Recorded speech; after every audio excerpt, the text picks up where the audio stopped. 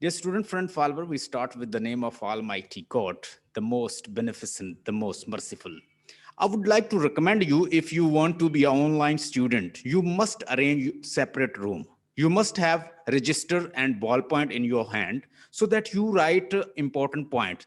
Because here we just give crash course. So in this crash course, definitely you'll be having a lot of ideas. So I want that you should write down all ideas. These important ideas mostly in examination, mostly like PPSC or SS English exam, mostly examiner asks about how many tales in a Canterbury Tale. He'll be asking about certain writer in medieval age. He'll be asking about Geoffrey Chaucer's life. He'll be talking about the tales in Geoffrey Chaucer's book, Prologue to Canterbury Tales. So I'm gonna make you write important points.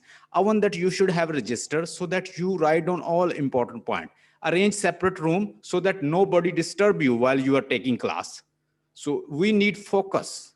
We need your full concentrations and sincerity, as well as focus in class. So once you get focus, everything is possible. You need to just work on your concentration.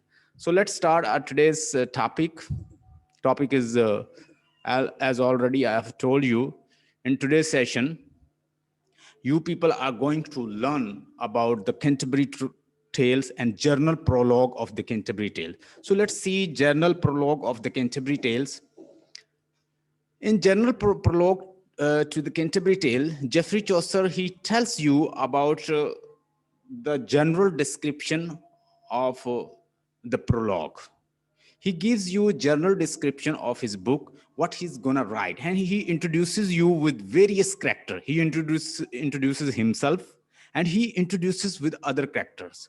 Geoffrey Chaucer, along with 29 other pilgrims, he reaches in Tabard Inn. Tabard Inn, a place where people sit and they stay. So Tabard Inn, a place where all the people they are gathered, and they are intended to perform their pilgrimage, and they are going to attend Thomas Becket's shrine. So Thomas Becket's shrine, he was a priest, and he was killed for sake of Christianity. So he is known that he was a saint, and he martyred for sake of Christianity. So he had a good name. And even T.S. Eliot, he has written one of play on murder in cathedral, like that. It is written by T.S. Eliot. So T.S. Eliot also gives tribute to the Saint Becket. Saint Becket is a shrine where all the people, along with they are 29 in numbers, along with one host, and one is a Chaucer's, and along with one yeoman's. So they are almost 32 characters. They are 32 people. They are going to the Tabard Inn. They are sitting in the Tabard Inn, and over there they are going to plan how they are going to have journey. Host Harry Belly. Host mean a person who is going to entertain, a person who is going to just entertain you, just host you, welcome you. His name is Harry Belly. So Harry Belly is a person who is a host, who is going to host 29 pilgrims. So these pilgrims, they are going to perform pilgrimage in Saint Becket's shrines. So that is around about 2 hour journey from Tabard into Saint Becket's shrines, Canterbury Tale. Canterbury is basically a city where they are going to travel. So they are sitting at the moment in Tabard Inn, and from Tabard Inn, they are going to travel to Canterbury. In Canterbury, there is a saint shrine. Over there, they are going to perform some pilgrimage, like we go for the pilgrimage. So same way, these people are sitting in the Tabard Inn. They are going to discuss with each other. Over there, narrator introduces us. Narrator is gonna introduce us what kind of characters we have. So first of all, he tells about, he gives the descriptions of the various character. I want to introduce you all character one by one. So very first time, he introduces us with the knight. So knight is a person, he is recently coming from fighting.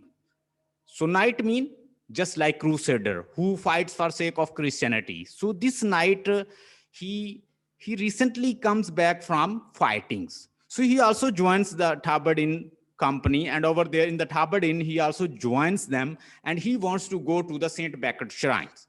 So it's a month of the April, and in this April there is a spring seasons, and when spring season comes, Geoffrey Chaucer says there it is just the reinvigorations of their faith. So new faith is also as flower grows, buds grow, and a tree grows, their faith also grow, and with the new faith they want to go to the Tabardin, and over there they want to perform pilgrimage, just pay homage to the saint. So same way, Geoffrey Chaucer is also one of them, and there is a knight, and knight is a knight also coming recently coming from the fight, and this person is a symbol of chivalry.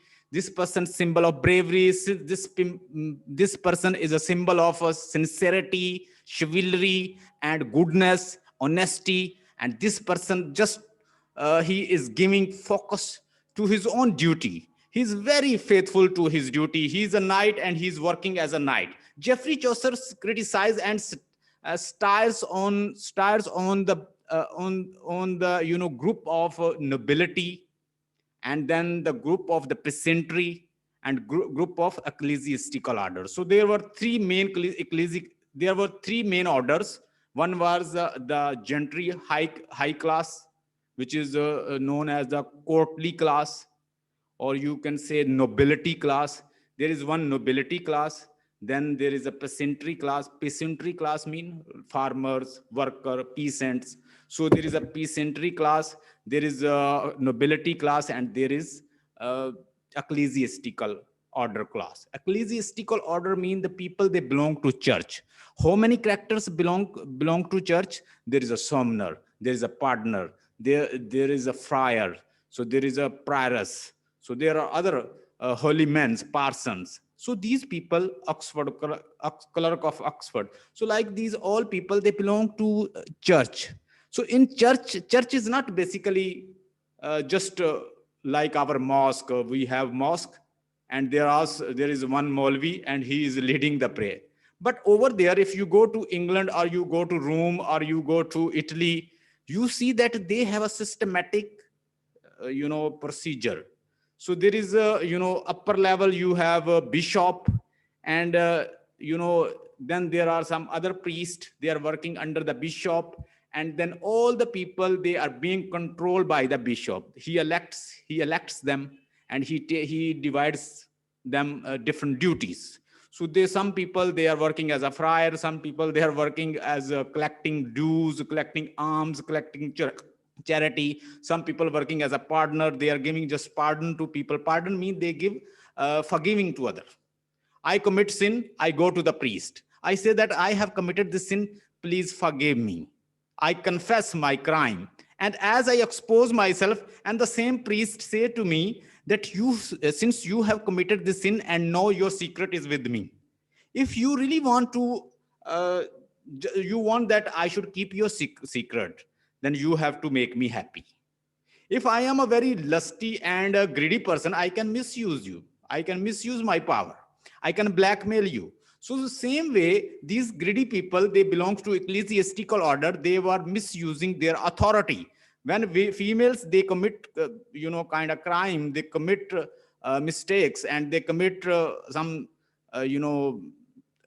kind of bad, vile activity. So they go to the same priest. They were lusty enough.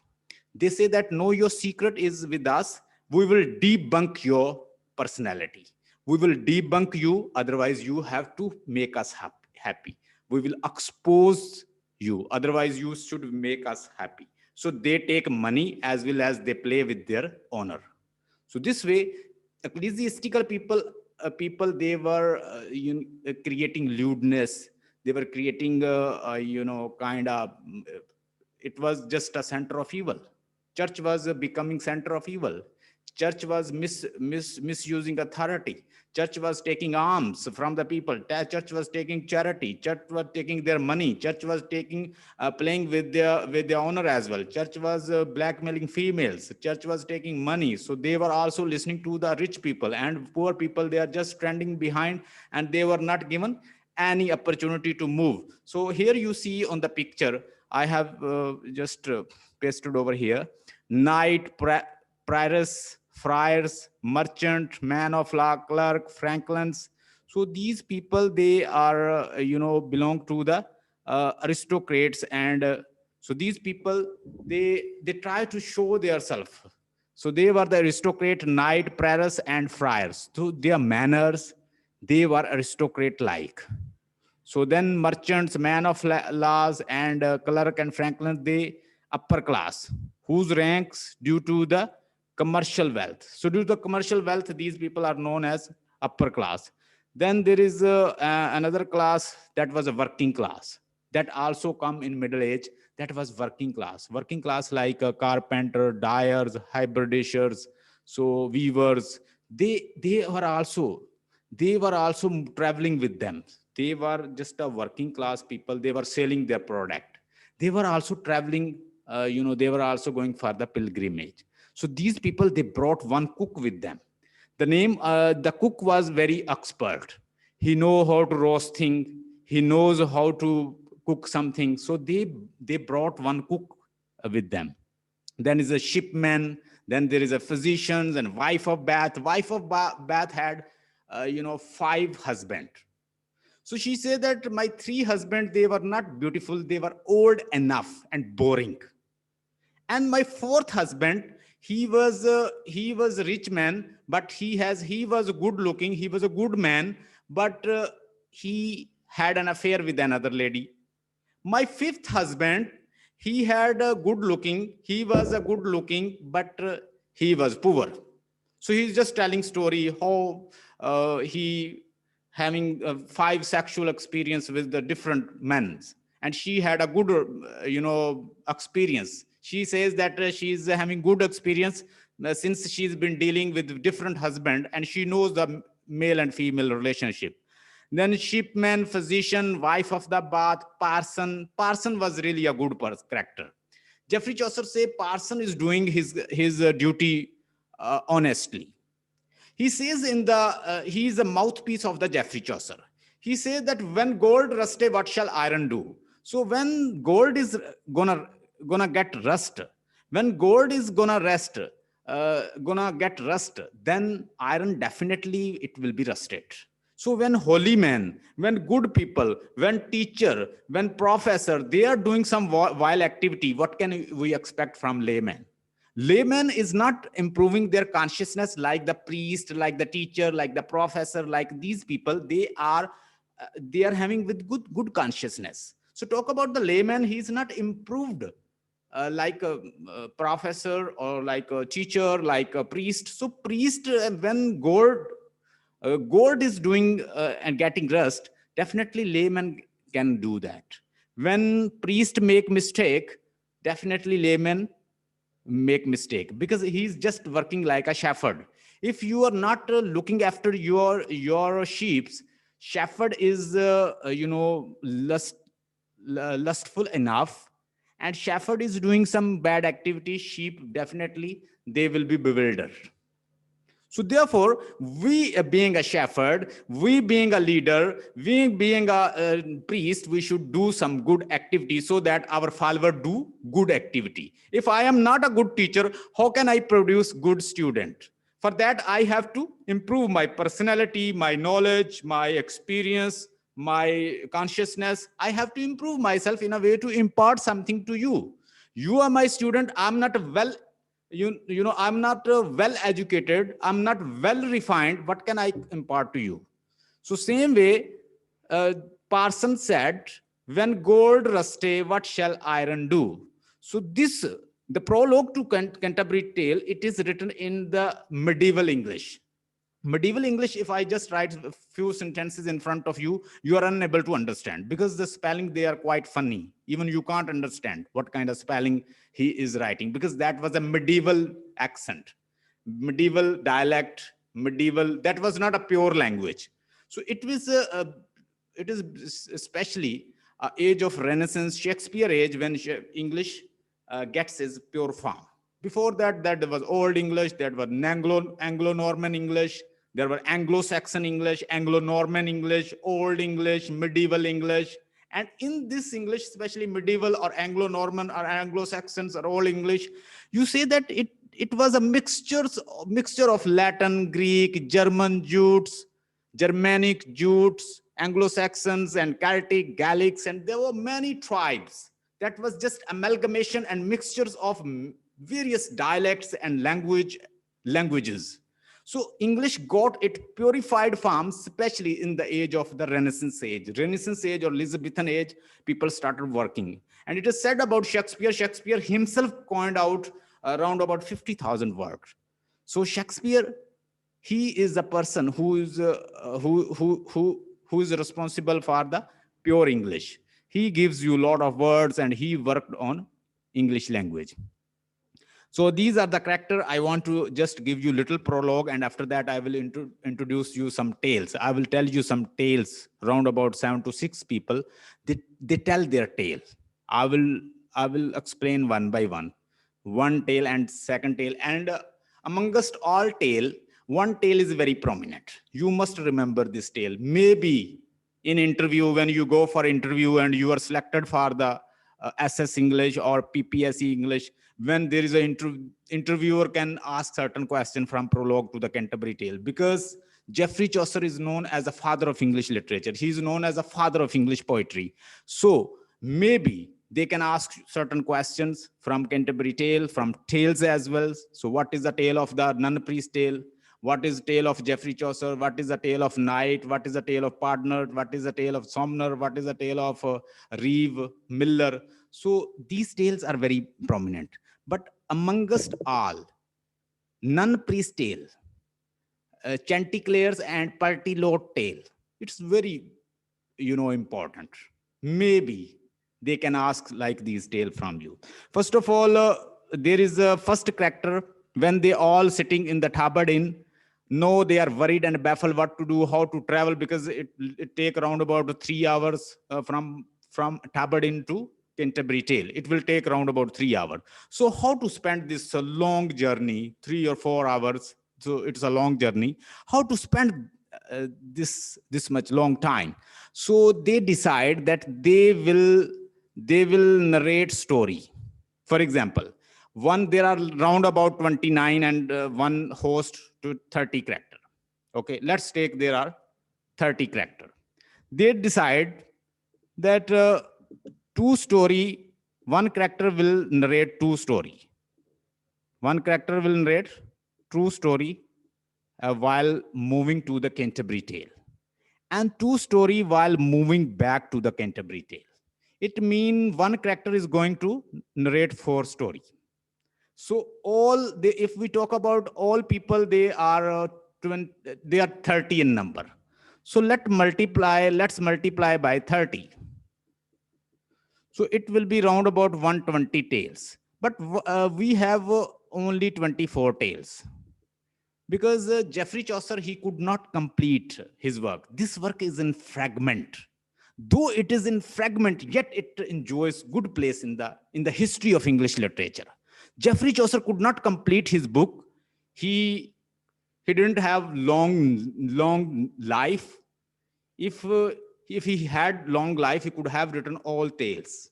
But he died in 1400 and he could not complete, complete prologue. So prologue to Canterbury Tales. So he has written in fragment. So only 24 tales are available.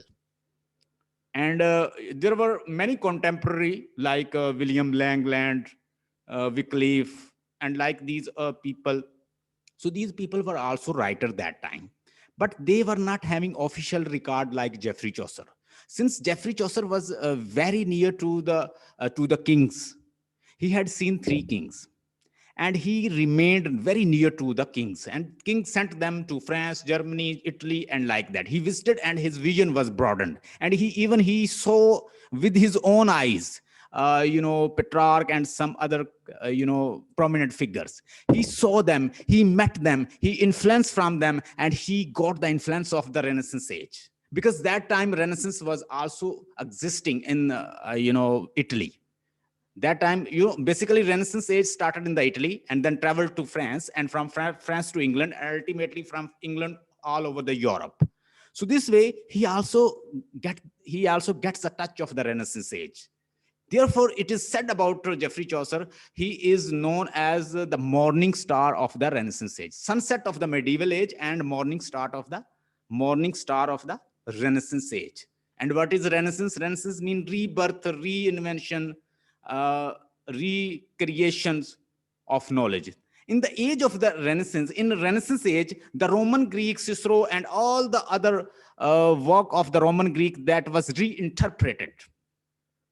Especially in medieval age, there was a decline of the literary genres, because work we get in the Roman age, as we study the literature of Roman Greeks, we study of Aristophanes, we studied about Homer, Virgil, and work of the Ovids, and there were some other people like Sophocles, Aeschylus, and Euripides. We saw that they were really classic people. Classic means they left standard. Still people are copying them. And now when we get to medieval age, there was a decline of the literary period. But when we cross the medieval age, in Renaissance age, there is a reinterpretation of the classical age. Classical is not based on pure religion, because they hadn't religion like Islam or Christianity or Judaism like that. They are before Christianity. They are before Christ, around about 500 years before Christ. So they were talking about philosophy, mathematics, logic, rhetorics, and like that. They were very intelligent people. So especially medieval age is full of religious age. In religious age, they only promoted Christ, Jesus Christ, and they promoted Virgin Mary. They promoted Bible, biblical themes, morality play, religious play, like miracle plays. So these kind of mystery plays. So they only promoted mystery play, miracle play, religious play, like that, morality play. But after that, in Renaissance age, we see that there is a multiple work. There are many people like Edmund Spenser. Edmund Spenser was a great poet, and then there was a poet like University wits were over there. Shakespeare was over there. Even Shakespeare is known with his age, Shakespearean age. And Edmund Spenser, he even created his own stanza. So like that, so especially medieval age was the age of the religion. Renaissance age, it was the age of the revival of knowledge. There was a revival in political knowledge. There was a revival in scientific knowledge. There was a revival in literary knowledge. There was a revival in humanism. So there was also a philosophy was also working along with the Renaissance age, that was a humanism. Hope you got the point. Now let's discuss some tales. I want to teach you certain tales, especially related to the Geoffrey Chaucer. Let's see one by one. We'll see first of all Knight's Tale. I will discuss about Knight's Tale. Let's see.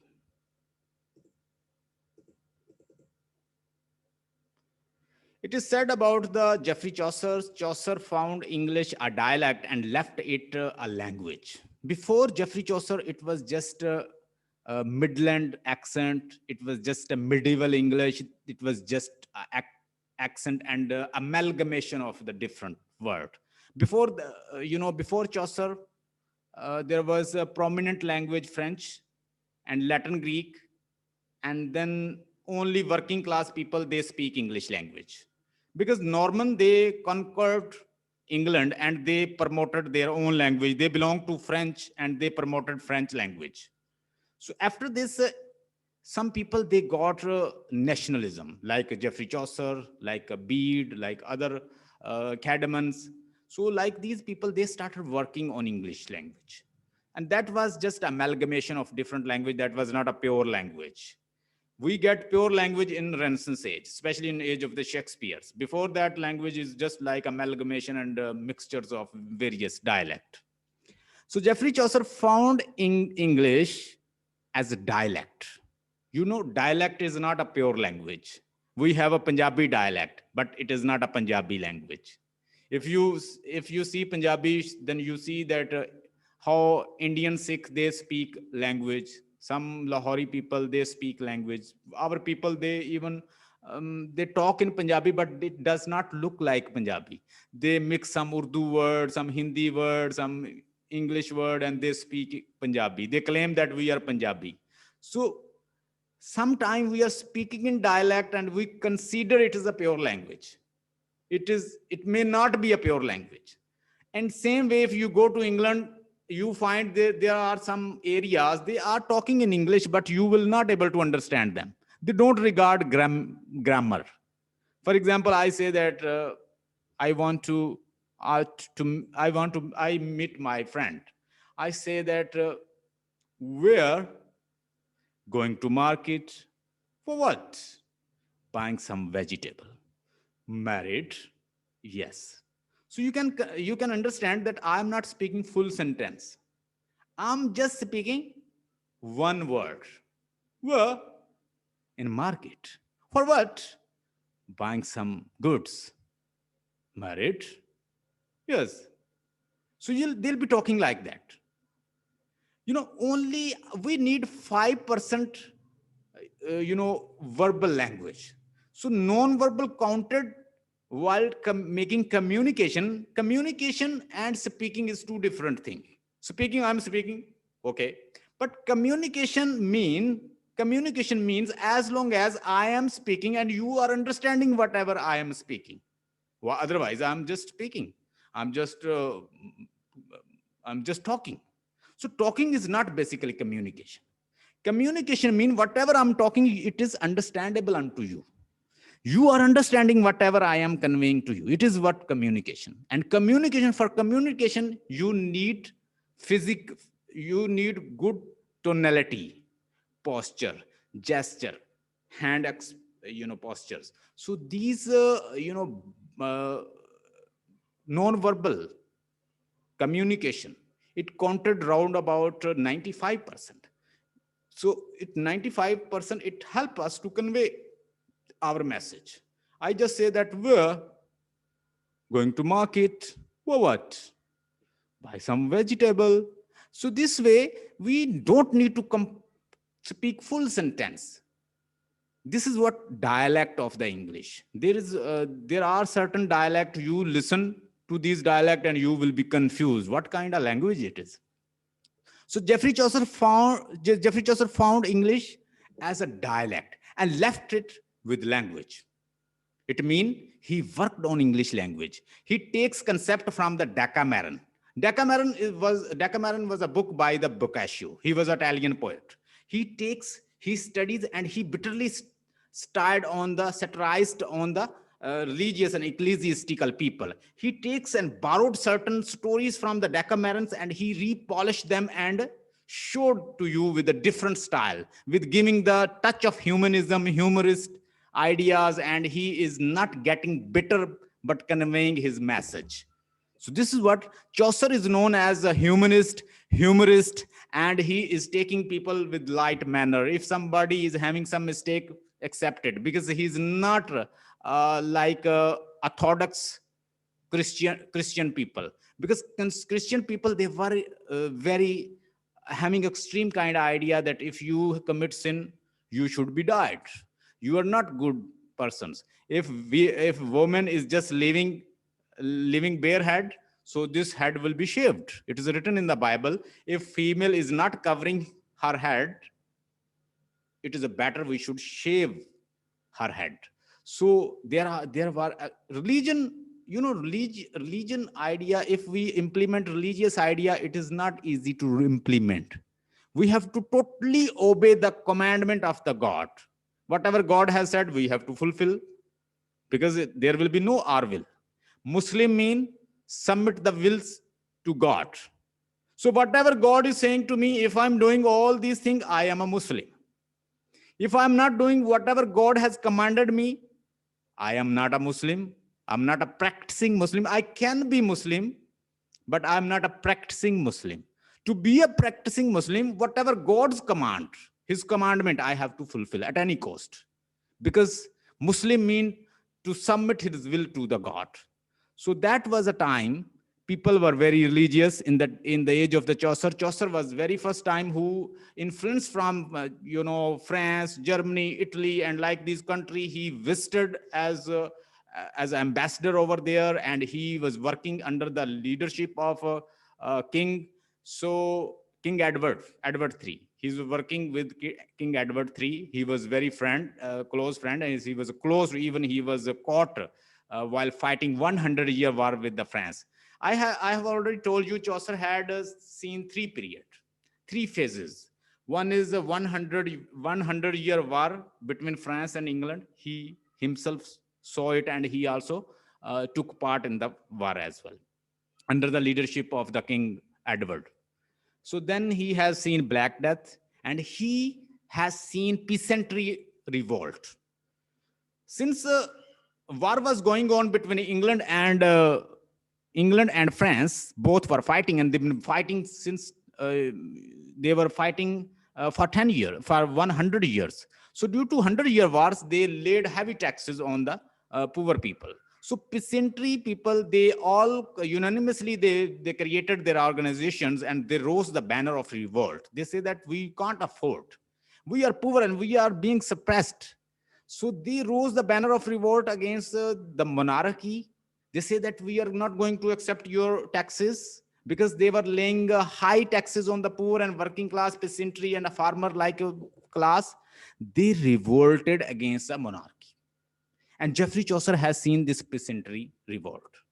100-year war and Black Death, when people were dying, and priests, they were propagating and they were spreading this disease day night.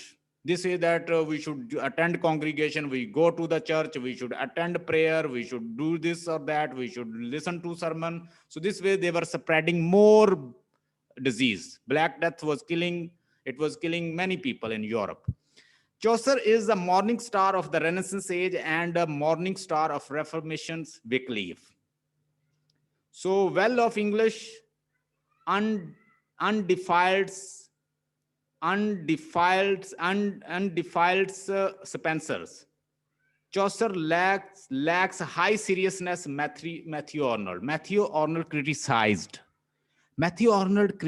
Geoffrey Chaucer. He says that Geoffrey Chaucer was his literature, his poetry is a lack of seriousness.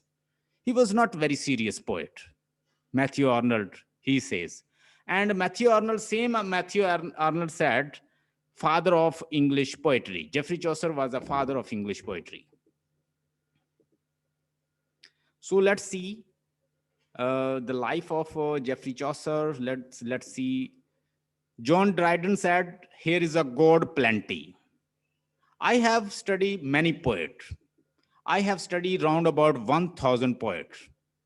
I have studied and taught many universities like Indian University, Pakistani University, Sri Lankan University. Many university I have taught. What I have seen, in Geoffrey Chaucer work, we have multiple characters and multiple narrators. Okay, every narrator is telling her own story.